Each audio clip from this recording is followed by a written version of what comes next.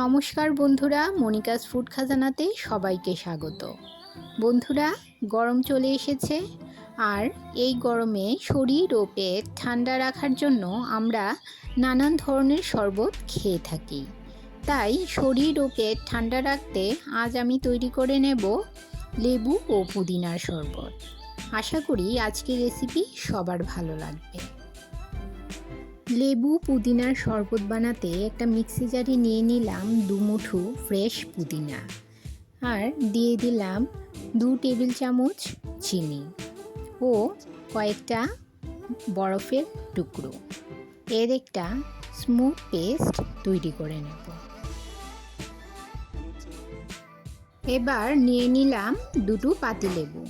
পাতিলেবুগুলো কাটার আগে সামান্য রগড়ে নেব, এতে করে লেবুর রস বের করতে ইজি হবে। এখন একটা ছুরির সাহায্যে লেবুগুলো আমি কেটে নেব।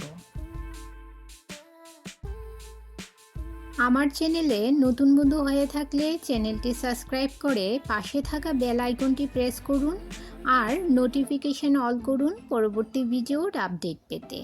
আর যারা ফেসবুক থেকে ভিডিওটি দেখছেন তারা ভিডিওটিতে একটা লাইক দিয়ে পেজটি ফলো করুন।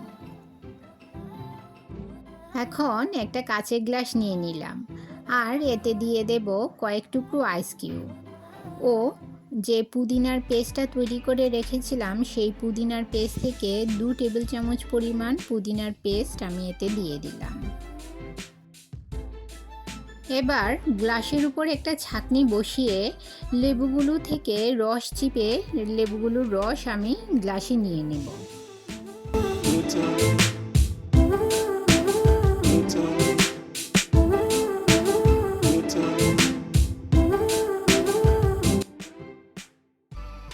এবার এতে দিয়ে দেব হাফ চামচ বিট নুন, সামান্য পরিমাণ ভাজা জিরের গুঁড়ো আর দিয়ে দেব সোডা ওয়াটার।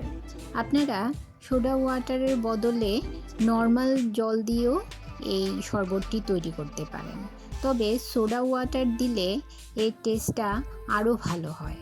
আপনারা বাড়িতে অবশ্যই একবার এই পুদিনার শরবতটা ট্রাই করে দেখবেন। খুবই ভালো হয় খেতে, শরীর ও পেট একদম ঠান্ডা হয়ে যায়। গরমে এই রেসিপিটি একদম পারফেক্ট। আপনারা বাড়িতে অবশ্যই একবার ট্রাই করবেন আর ভালো লাগলে অবশ্যই একটা লাইক করবেন। আপনার একটা লাইক পৌঁছে দিতে পারে আমার রেসিপি আরও বহু মানুষের কাছে। সবাই ভালো থাকবেন, সুস্থ থাকবেন।